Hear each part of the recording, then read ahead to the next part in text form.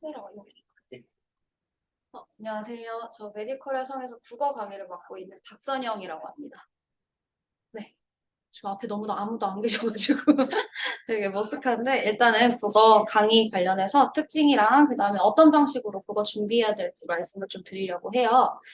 아시다시피 이번 국어가 수능이 굉장히 어려웠다라고 지금 계속 뉴스 기사가 뜨고 있는 상황인데 저도 실제로 수능을 가서 봤습니다. 제가 봤는데도 이 실전에서 아이들이 딱 그 시험지를 막 목도했을 때 굉장히 당황하겠다 싶은 내용들이 있었을 만큼 굉장히 어려웠고 그래서 앞으로 이런 수능에 대비하기 위해서 어떤 방식으로 수업 나가야 하는지 좀 짚어보려고 해요. 자, 일단은 첫 번째로 그 28 수능 많이 들어서 알고 계시겠지만 지금 같은 경우에는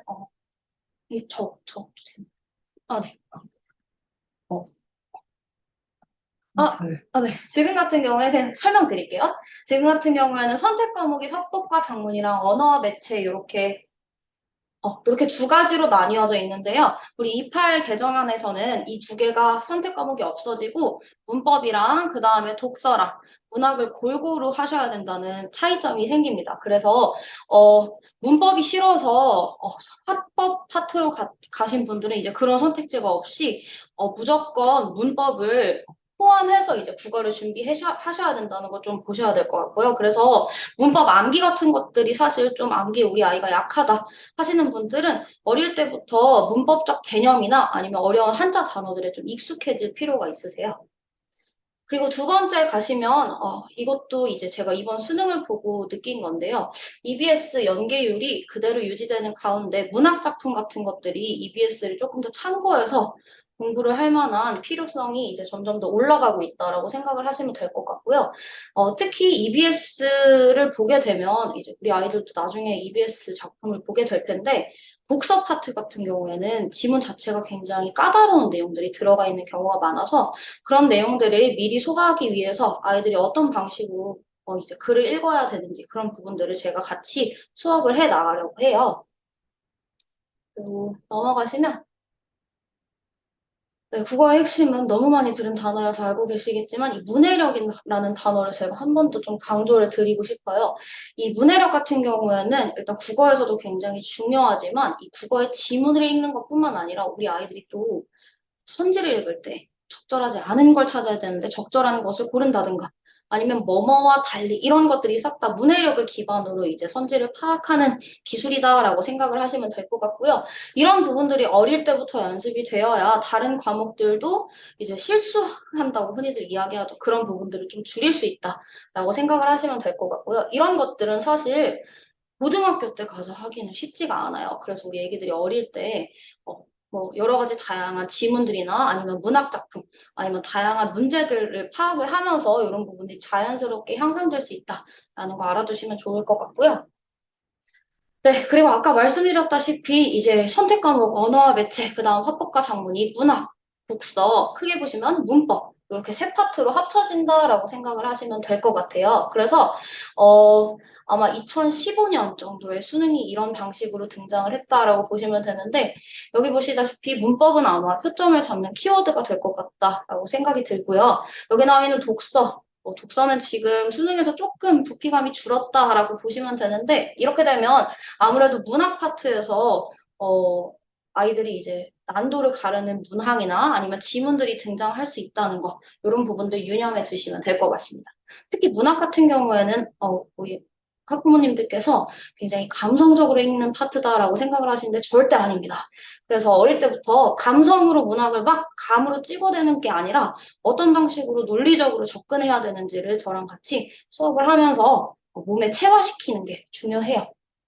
넘어가시면 어떤 방식으로 내신이랑 수능을 대비해야 되는지를 좀 말씀을 드리려고 하는데요. 일단 제가 제일 강조하고 싶은 게 어휘입니다. 어휘 같은 경우에는 제가 뒷부분에서 실제 예시를 통해서 좀 말씀을 드리고 싶은데요. 부분이 빠졌네요. 어, 제가 그냥 이렇게 구두로 말씀을 드리면, 이번 연도 9월이죠.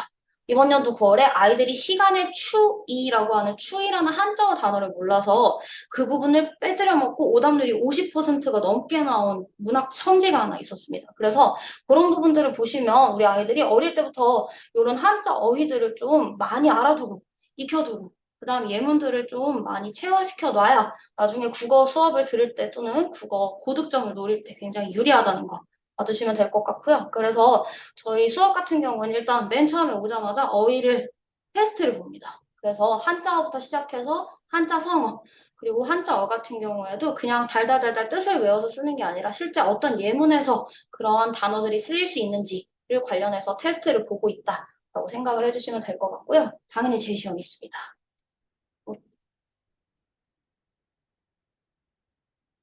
네, 그리고 넘어가시면 제가 아까 강조드렸던 문해력 같은 경우엔 그냥 길러지는 게 아니라 이 전체 지문을 끊어 읽으면서 주제의식이나 아니면 중심 제재들을 파악하는 게 좀 먼저 힘을 길러놔야 문해력이 자연스럽게 향상하는 거여서 그냥 통합 지문을 보고 문제 풀어봐 이렇게 하는 게 아니라 한 단락 한 단락을 끊어서 기출 같은 경우에는 우리 아이들이 좀 접근할 수 있을 만한 비교적 쉬운 지문들을 제가 끊어와서 여기서 주제의식이 뭐니? 과제는 뭐니? 어떤 방식으로 서술하고 있니? 이런 부분들을 조금씩 짚어서 차근차근 비문학 독서 지문을 기르는 힘을 제가 길러주려고 하고 있어요. 그래서 이런 방식으로 이런 기술들을 체득해 나가면 문해력이 자연스럽게 향상될 수 있다는 거 보시면 될 것 같고요. 그리고 넘어가시면 문학 같은 경우에는 문학은 뭐 내신에서는 말할 것도 없이 굉장히 중요한 내용이다라고 보시면 되고요. 문학 작품은 일단은 우리 아이들이 거부감을 없애는 게 제일 중요합니다. 그래서 저 같은 경우에는 물론 현대 소설이나 현대 시 파트도 많이 볼 거지만 고전 소설에서 어떤 방식으로 재밌게 읽어낼 수 있는지 아니면 고전 시 파트에서 어떤 방식으로 재밌게 뭐 접근할 수 있는지 이런 방식으로 좀 수업을 진행을 하고 있어요. 그래서 문학 작품 같은 경우에는 최대한 다양한 범위에 최대한 많은 양을 보는 게 이 시기에 가장 중요하기 때문에 전체적으로 소설의 파트를 이야기할 때는 제가 전체 줄거리를 싹 한번 훑어주고 그 다음에 거기서 자주 나오는 부분들을 찝어서 수업을 진행을 하고 있고요. 그리고 현대 시나 또는 고전 시가 같은 경우에도 나중에 중등이나 고등에서 연계가 될 법한 것들을 뽑아서 이제 수업을 진행을 하고 있다는 거 염두에 두시면 될 것 같습니다. 그리고 하나 더 강조드릴 건 문학이 점점 더 난도가 올라간다라고 말씀을 드렸는데 치트키가 있어요.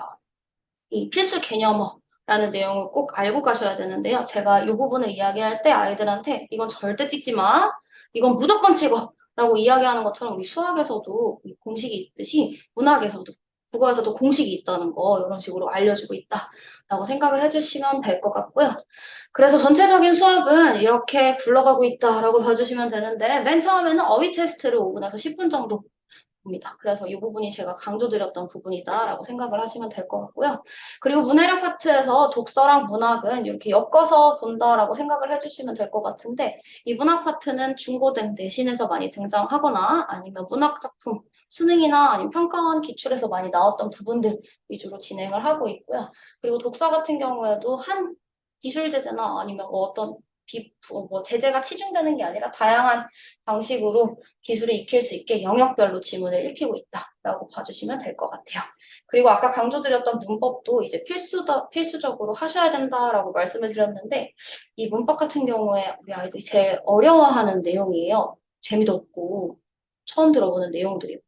그래서 여기서는 뭐 이론을 전개하기도 하지만, 이론을 이야기하기도 하지만, 전체적으로 맨 처음에 어떤 식으로 접근을 해야 되는지, 전체적으로 알아야 되는 개념들 먼저 위주로 시작을 해서, 뭐 조금조그마한 예시들을 가지고 제가 문법에 먼저 조금 익숙해질 수 있게끔 수업을 진행을 하고 있다는 거 알아주시면 될 것 같아요. 그래서 많은 관심 가져주시면 제 아이들과 함께 수업 열심히 해보도록 하겠습니다.